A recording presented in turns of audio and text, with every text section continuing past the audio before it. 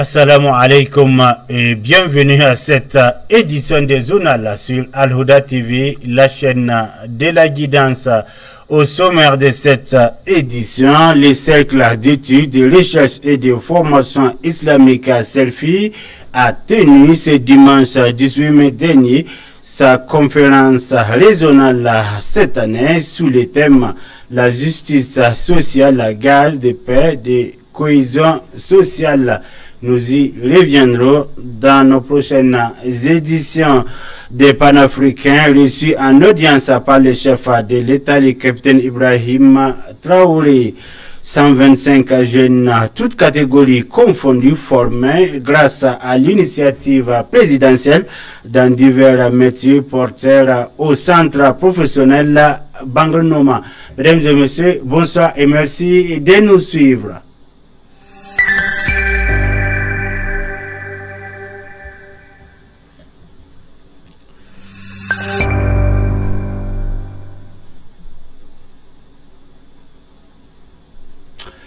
Cela dit, le premier vol du Hajj 2025 en provenance de l'aéroport international de Bobo-Dioulasso a eu lieu dans la matinée de ce dimanche 18 mai dernier.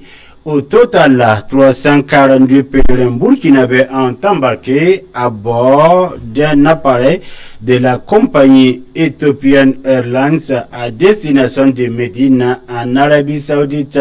Ce départ marque le lancement officiel du vol du Hajj 2025 depuis la capitale économique du Burkina Faso, après ceux déjà enregistrés à Ouagadougou. La cérémonie de départ s'est déroulée en présence de la gouverneure de la région de Haut-Bassin, Madame Mariama Konaté, venue encourager les pèlerins. Elle les a exhortés à prier pour la paix, la cohésion sociale et la stabilité au Burkina Faso, tout en les invitant à représenter dignement le pays des hommes intègres en terre sainte en Arabie Saoudite.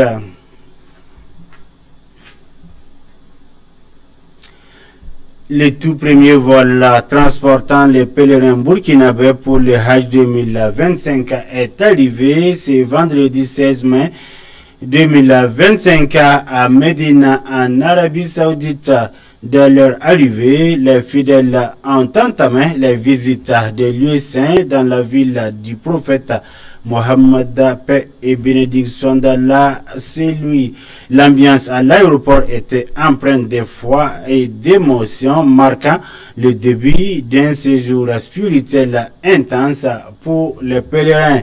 Suivez la synthèse complète dans l'interview réalisée avec Abdul Karim Ouedraogo, qui nous livre les premières impressions recueillies auprès des pèlerins et les détails de leur programme à Médine.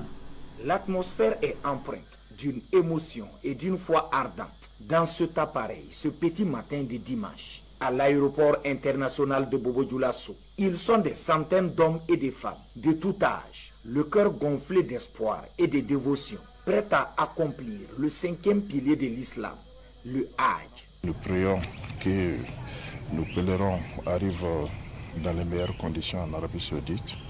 Et puis les prières qu'ils vont faire là-bas, que ça soit exaucé pour eux et puis pour notre pays qui a besoin beaucoup de droits pour le retour de la paix.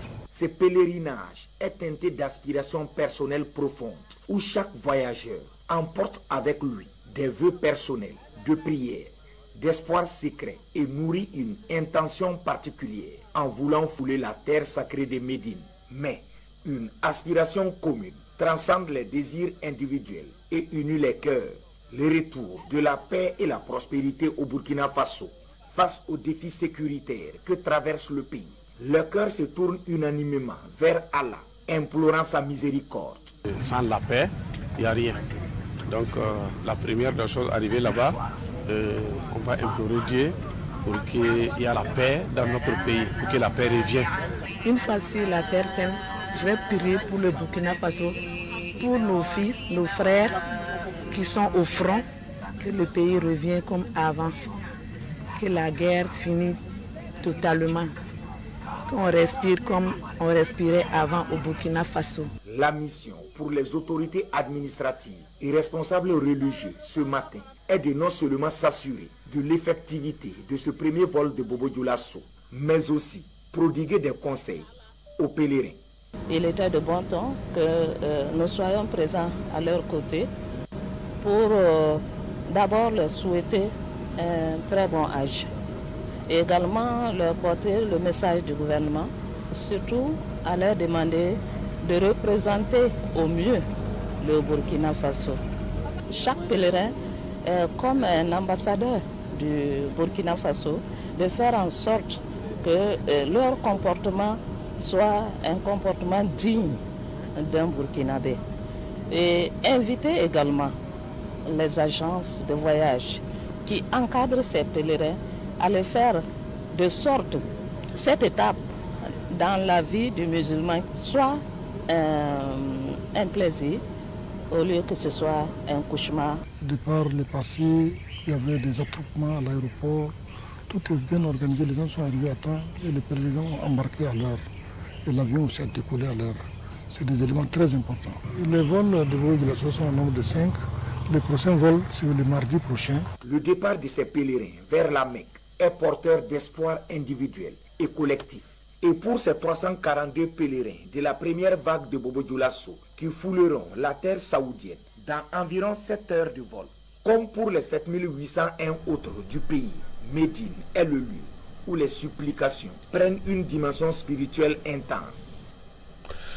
Le 4e vol des pèlerins burkinabés pour le Hajj 2025 a quitté l'aéroport international de Ouagadougou le 19 mai dernier, transportant 342 fidèles à destination de Médina en Arabie Saoudite. Ce départ s'inscrit dans le cadre d'une série de 23 vols programmés entre le 16 et le 27 mai 2025 pour acheminer les 8143 pèlerins inscrits cette année. Le président du comité de suivi des pèlerinages à la Mecque, Amadou Sidibé, a assisté au départ de ce vol, rappelant aux pèlerins l'importance de la solidarité et du respect des consignes sanitaires durant leur séjour en Terre Sainte. Il les a également exhortés à prier pour la paix et la stabilité dans notre chère patrie, le Burkina Faso. Les vols sont assurés par la compagnie éthiopienne Airlines en collaboration avec Air Burkina, avec des départs depuis Ouagadougou et Bobo Dioulasso.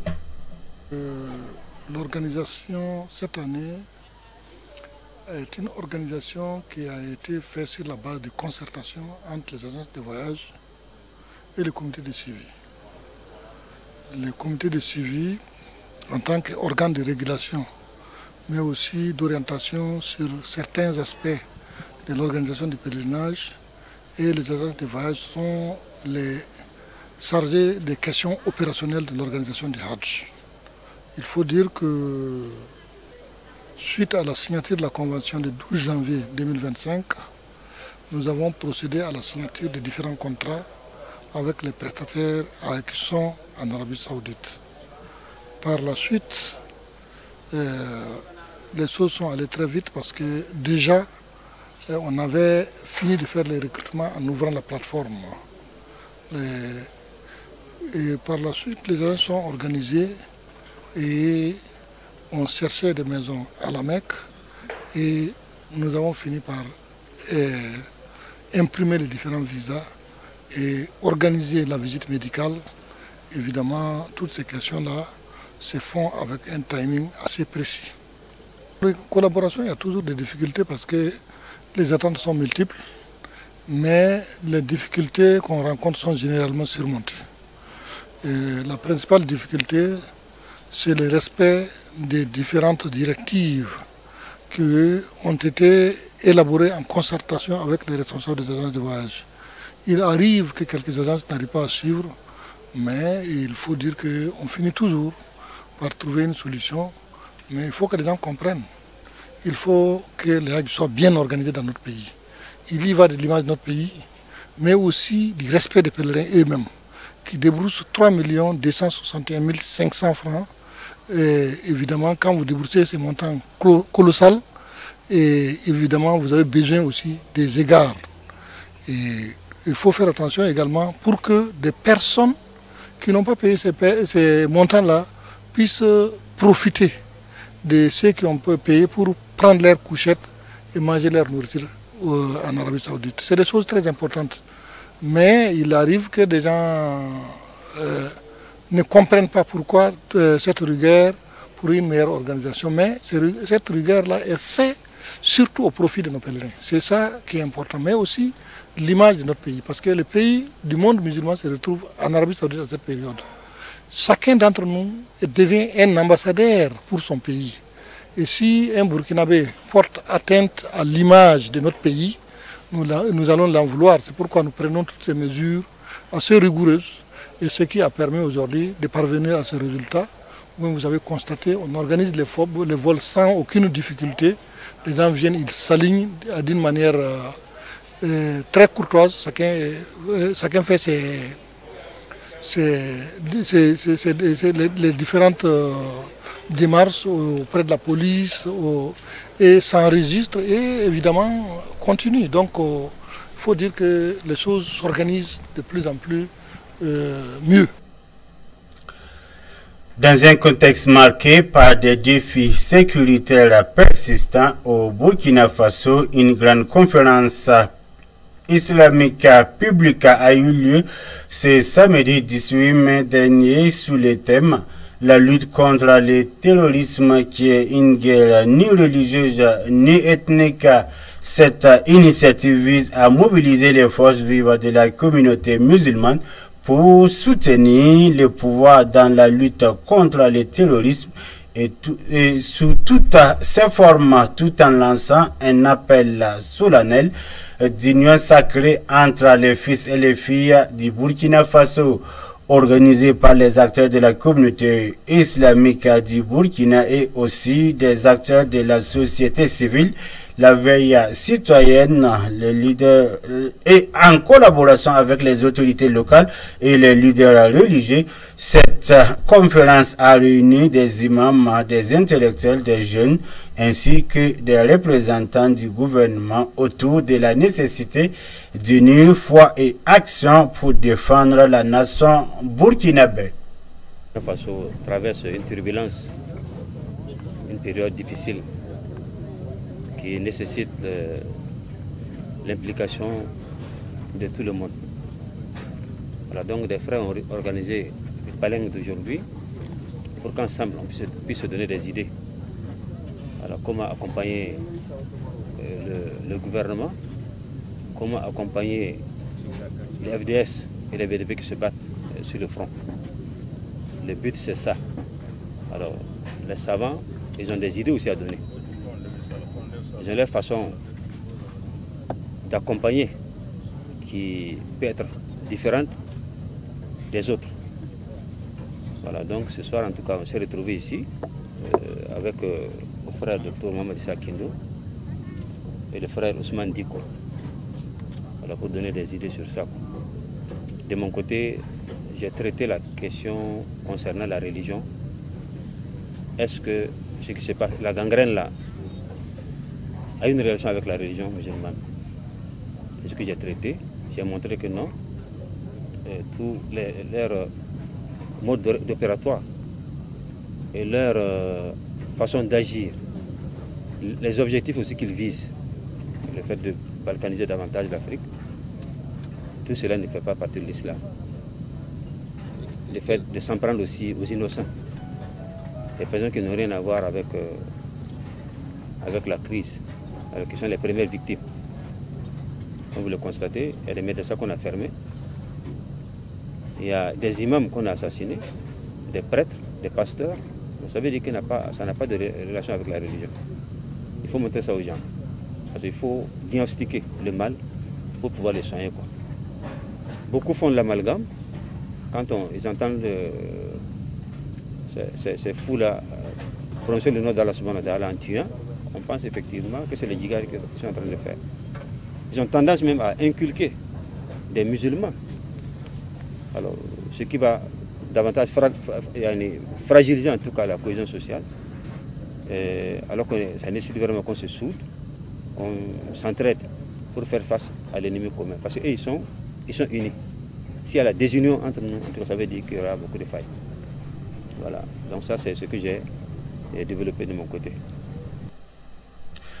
Ce reportage porte la signature d'Abdelaziz Zoumlana, Michael Kantagba et Moussa Goula.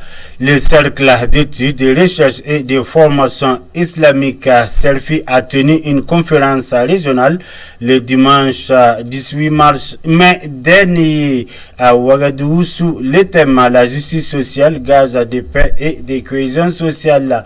L'événement s'est déroulé au comptoir burkinabé des chargeurs CBC en présence de plusieurs fidèles, leaders religieux et personnalités de la société civile. Le conférencier principal, l'imam Thiago Tiamtore, a insisté sur l'importance d'une justice équitable dans la consolidation de la paix au Burkina Faso.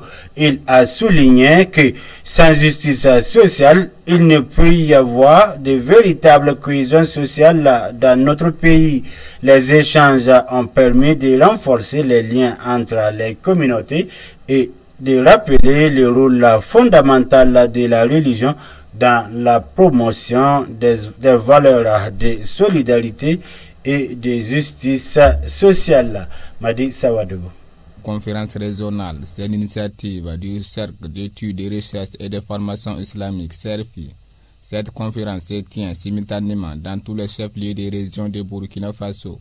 Une conférence de sensibilisation portée sur le vivre ensemble. Comme à son habitude, le CERFI veut contribuer à la réflexion et à apporter des propositions pour un Burkina meilleur. Et dans ce cadre, une conférence a été organisée à Ouaga, mais également dans d'autres régions, pour porter le message, pour sensibiliser le public sur la dimension de la justice sociale, de l'équité, de vivre ensemble, à travers donc la thématique justice sociale, gage de stabilité et de cohésion sociale. Cette conférence a permis de faire le tour de la question en s'interrogeant sur l'identité musulmane qui nous permet d'avoir un musulman bien formé, bien éduqué, capable d'impacter positivement la vie dans laquelle, la cité dans laquelle il évolue, de montrer que la justice sociale est un levier important pour construire des communautés humaines plus justes, plus équitables, et qu'un musulman est un agent actif de développement. Par sa foi, par son éducation, il apporte des ressources, il apporte des attitudes, il apporte des discours et des positionnements qui permettent d'apporter donc la justice sociale, la cohésion sociale au sein de nos communautés. Et nos communautés ont grandement besoin de cohésion sociale. Dans ces périodes de troubles, de disputes, il y a la foi qui peut être un pilier essentiel. Et on a voulu rappeler que la foi étant lumière, elle peut nous éclairer, elle peut apporter une réponse à nos préoccupations et aider nos pays à mieux se porter. Aider nos pays à mieux se comporter pour que la paix et la cohésion puissent mieux régner entre les humains. Voilà entre autres l'objectif recherché. Le thème est pertinent comme vous l'avez écouté dans les différents discours, parce que la paix est certes un don de Dieu, mais la paix est aussi le fruit des actions humaines. La paix, je répète, est le fruit des actions humaines. Chacun de nous, nous devons y contribuer. Et la justice sociale est une dimension importante des processus de construction de la paix. Elle implique des rapports apaisés de manière verticale entre les gouvernants et les gouvernés, mais aussi des rapports sains, passifs, inclusifs, solidaires entre les gouvernés eux-mêmes. C'est en cela donc que ce thème est très pertinent et d'actualité. Le message à partager aujourd'hui, c'est éveiller la conscience de tous les individus et de tous les groupes dans leur responsabilité d'être justes, d'abord dans leur famille, dans leur communauté, dans leur lieu de service, dans les qualifications qu'ils ont en tant que rôle social, c'est-à-dire élèves, enseignants, maçons, entrepreneurs, afin que nous puissions être regardant en matière de la justice dans tout ce que nous faisons. Et cela va contribuer à apaiser tout ce qu'il y a comme écart de langage pour contribuer à une paix durable. La justice sociale, gaz de paix et de cohésion sociale était le thème central de la dite conférence, ainsi que dans tous les chefs-lieux des régions de Burkina Faso. Au centre de formation professionnelle Bangra Nouma, 3 mois d'apprentissage intensif viennent de s'achever pour 125 jeunes apprenants inscrits dans le cadre de l'initiative présidentielle pour l'employabilité des jeunes sous la houlette de Salifou Nikema, formateur principal. Ces apprenants ont bénéficié d'un encadrement technique et pratique dans divers métiers porteurs allant de l'agriculture, l'élevage, pisciculture et bien d'autres métiers. L'objectif de cette initiative est d'offrir aux jeunes des compétences professionnelles solides afin de faciliter leur insertion socio-économique et lutter contre le chômage. Je viens dans la région du Nord, commune de Tiou. Nous, on est là depuis le 2 mars, ça vaut à peu près 3 mois comme ça. Nous, on a appris beaucoup de choses ici. On a appris à faire la céréaculture concernant la culture des maïs. On a cultivé l'arachide, on a cultivé le niébé, on a cultivé et puis soja aussi. Dans l'arboriculture, on a pu connaître comment faire la pépinière des arbres, comment les soigner. On a pu faire les biofertilisants comme nous-mêmes on a pu fabriquer des biofertilisants pour pouvoir protéger nos plantes contre les maladies. Pendant ces 3 mois, ces apprenants de l'initiative présidentielle qui sont venus chez nous, 125 élèves qui sont venus pour faire les 3 mois, ils ont appris l'agriculture, la pisciculture, la maraîchiculture, et ils ont appris l'embouche bovine, ils ont appris tout ce qui est vraiment le chaîne complet de l'agriculture. Surtout, ils ont appris à cultiver 12 mois sur 12 mois en cherchant l'idée qu'il va aller dans les barrages là où il y a l'eau à tout moment, ou bien travailler pour gagner de forage, pour vraiment cultiver, travailler à tout moment, 12 mois sur 12 mois. Voilà, 12 mois sur 12 mois, et que ces élèves doivent aller, c'est ce qu'ils ont appris dans notre centre pour vraiment aller travailler chez eux. Et puisque l'agriculture aujourd'hui, il doit essayer de travailler pour vraiment nourrir ses vaches et en même temps prendre les déchets des vaches pour faire l'engrais bio pour vraiment mettre dans les champs et vraiment travailler pour vraiment que l'autosuffisance alimentaire au Burkina Faso va être vraiment réelle. Ces apprenants ont pris et comment on fait la récolte, comment on peut le transformer, que ce soit l'arachide, que ce soit du maïs, que ce soit du riz, que ce soit du soja, il peut vraiment le prendre pour le transformer. Dans leurs 3 mois de formation, ils ont tout appris pour vraiment que l'agriculteur peut vivre de son travail, de son métier. Et chose que de fait tu peux cultiver et puis le marché est bas et ça peut gâter, mais nous on les a appris à transformer. Et tout ce qu'ils ont appris ici, je pense qu'ils sont vraiment aptes à vraiment aller se défendre et vraiment à aller travailler pour être des VDP de l'agriculture qui va vraiment remonter l'autosuffisance alimentaire au Burkina Faso, que nous pouvons manger sain, nous pouvons manger bio, nous pouvons manger ce que nous produisons et qui est vraiment bio. Tout ce qu'ils ont mis dans leurs champs, c'est l'engrais traditionnel. Ce reportage est signé Madi Sawadougou. Lors d'une récente intervention médiatique, le Premier ministre sénégalais Ousmane Sonko a lancé un appel fort à l'unité du continent africain face aux défis multiples auxquels il est confronté. Selon lui, l'Afrique est en réalité la cible d'attaque systémique sur les plans politiques, économiques et sécuritaires, et il devient impératif de proposer une réponse collective et solidaire.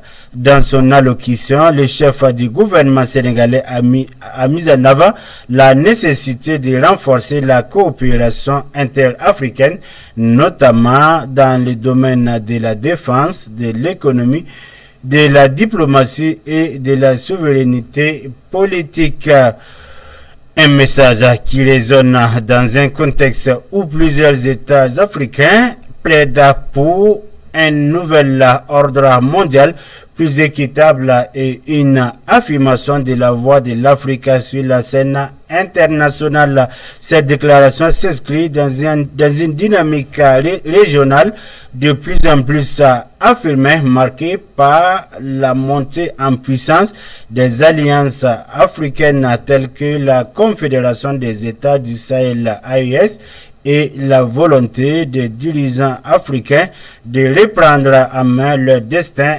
collectif.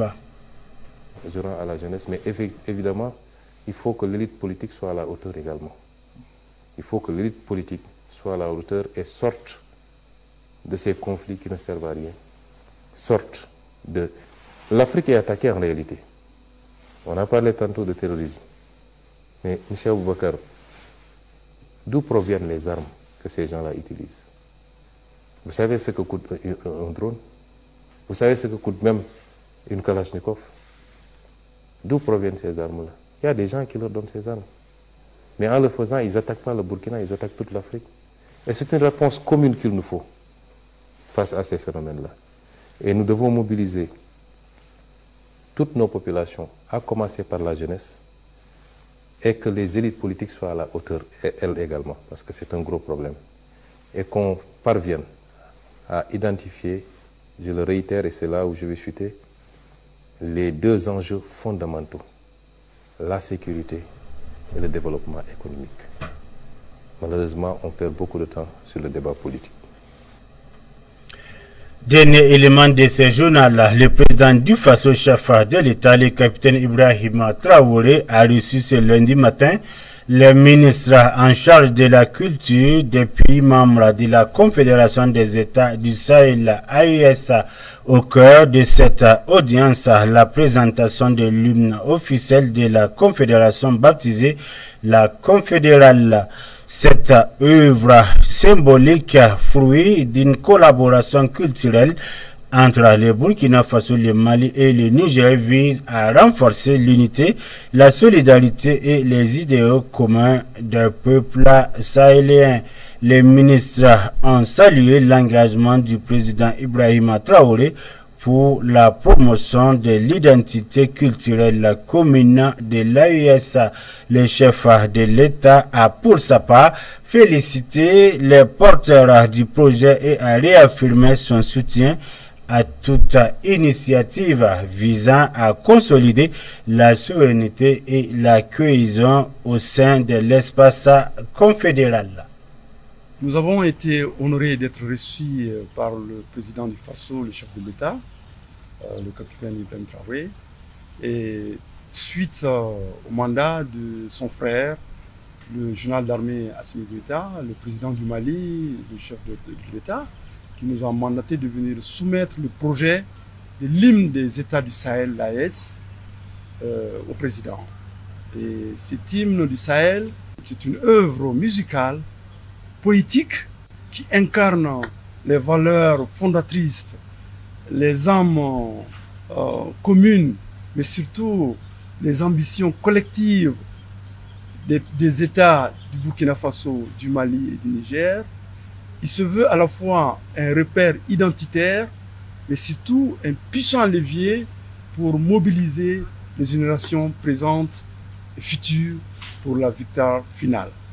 En effet, depuis 2 mois, le président de la Confédération des États du Sahel, le général d'armée Assimi Goïta, nous a mis en mission de concert avec ses frères du Niger, le général d'armée Abdourahmane Chani, et le président du Faso, le capitaine Ibrahim Traoré. Ils nous ont mis en mission de travailler sur l'hymne qui fait suite au drapeau et au logo pour compléter les dispositifs. Donc c'est cet exercice, c'est cette mission qu'on a accomplie il y a 2 mois. Et chaque pays a proposé son hymne, un projet, et après les experts se sont retrouvés à Bamako pour travailler, pour produire une synthèse qui a ensuite été validée par mes frères, les ministres de la culture du Niger et du Burkina Faso, et moi-même, et qui a été soumis au général d'armée à Bamako. C'est suite à cette présentation de l'hymne que le général d'armée, le président de la Confédération, Assimi Goïta, nous a demandé de venir soumettre à ses frères du Burkina et du Niger. Et le président nous a félicités et nous a encouragés. Et voilà, on est très honorés. Et cet hymne, c'est véritablement une invite à la résilience des États du Sahel. Et ça va partager vraiment la communauté de destin, mais ça fait la promotion de nos identités communes. Et les prochaines étapes vont être l'appropriation par les fanfares qui vont apprendre dans 2 semaines, mais également au niveau des écoles, des scolaires. Et après ça, normalement, dans quelques semaines, nous allons avoir un lancement officiel, synchronisé dans les 3 États du Sahel pour célébrer ensemble la vie commune, le partage et cette communauté de destin, et puis pour magnifier au monde entier notre passion et notre combat pour la souveraineté de nos États. C'est ici que s'achève votre journal sur Al-Huda TV, la chaîne de la guidance. Et merci pour votre constante fidélité à nos programmes. Wassalamu alaikum wa rahmatullahi wa barakatuh.